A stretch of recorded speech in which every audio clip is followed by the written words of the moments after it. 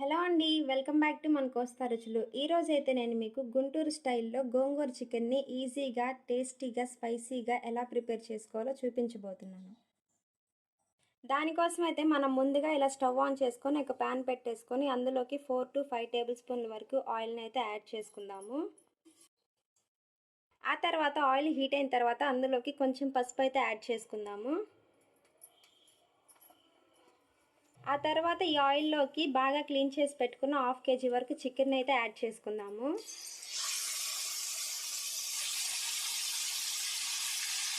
ఒకసారి బాగా మిక్స్ చేసేసుకుందాము మొత్తాన్ని.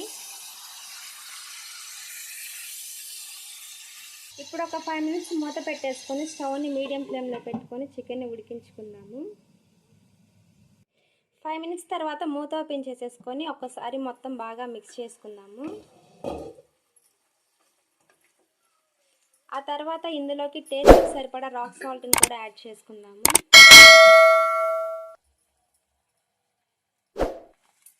మళ్ళీ ఒకసారి మొత్తాన్ని బాగా మిక్స్ చేసుకుందాము.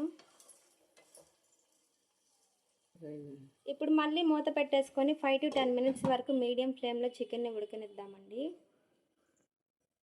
10 minutes తర్వాత ఇలా మూత ఓపెన్ చేసేసుకొని ఒకసారి అయితే మళ్ళీ బాగా మిక్స్ చేసుకుందాము.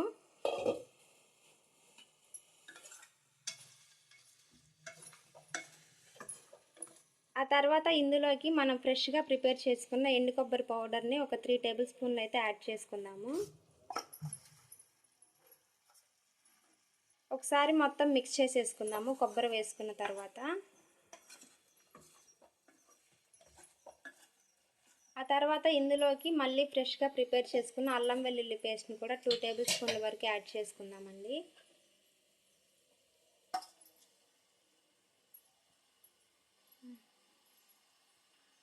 అలాగే టొమాటో, ఉల్లిపాయ, పచ్చిమిరపకాయ పేస్ట్ కూడా ఒక 3 టేబుల్ స్పూన్ల వరకు యాడ్ చేసుకుందామండి. మెత్తగా పేస్ట్ చేసుకొని యాడ్ చేసుకోవాలి.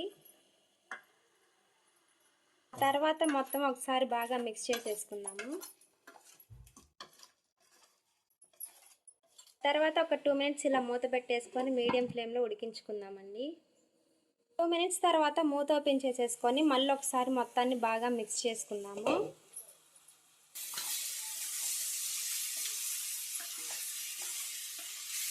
ఆ తర్వాత ఇందులోకి టేస్ట్కి సరిపడా కారంని కూడా యాడ్ చేసుకుందామండి.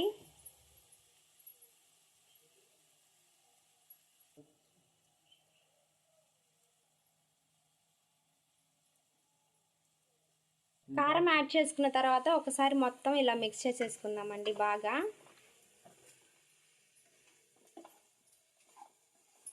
కారం యాడ్ చేసుకున్న తర్వాత ఒక 1 minute ఇలా మూత పెట్టేసుకుందామండి. 1 minute తర్వాత మూత ఓపెన్ చేసేసుకొని ఒకసారి బాగా మిక్స్ చేసుకుందాం మళ్ళీ.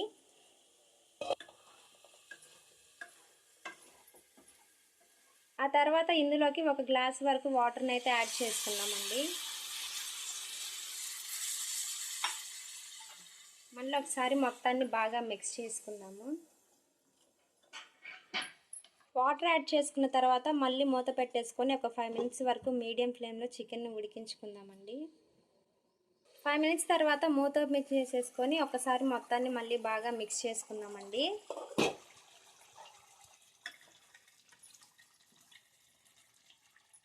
ఇప్పుడు మనం ఆ తర్వాత క్లీన్ చేసి పెట్టుకున్న 2 మీడియం సైజు గోంగూరని అయితే చికెన్లోకి యాడ్ చేసుకుందామండి. ఇలా ఉడికే టైంలోనే గోంగూరని అయితే యాడ్ చేసుకోవాలి మనము. ఇప్పుడైతే మొత్తాన్ని బాగా మిక్స్ చేసుకోవాలి.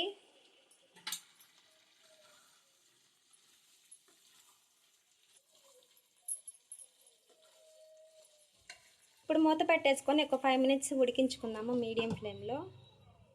5 minutes తర్వాత మూత ఓపెన్ చేసేసుకొని మళ్ళీ ఒకసారి అయితే బాగా మిక్స్ చేసుకుందామండి.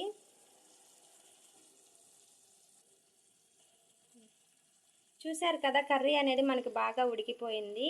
మొత్తాన్ని బాగా మిక్స్ చేసేసుకుందాం ఇప్పుడు. ఇంకా ఇప్పుడు ఈ టైంలో ఫ్రెష్గా ప్రిపేర్ చేసుకున్న గరం మసాలాని అయితే 3 టేబుల్ స్పూన్లు యాడ్ చేసుకుందామండి.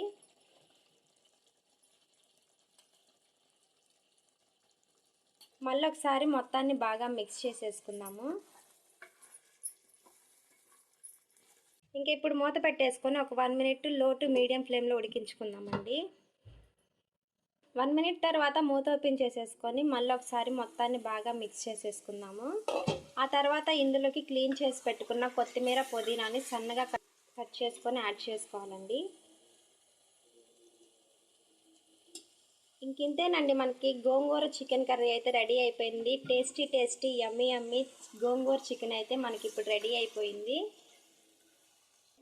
వావ్, చూస్తుంటేనే నోరు ఊరిపోతుంది కదండి ఈ గోంగూర చికెన్. మీరు కూడా ఇదే విధంగా ట్రై చేయండి. ఎలా వచ్చిందో నాతో అయితే షేర్ చేసుకోండి. అంతకంటే ముందుగా మీరు నా ఈ వీడియోని లైక్ చేయండి, షేర్ చేయండి. మన ఛానల్ని ఎవరైనా ఫస్ట్ టైం చూస్తున్నట్లయితే సబ్స్క్రైబ్ చేసుకోవడం మాత్రం మర్చిపోకండి. Thanks for watching.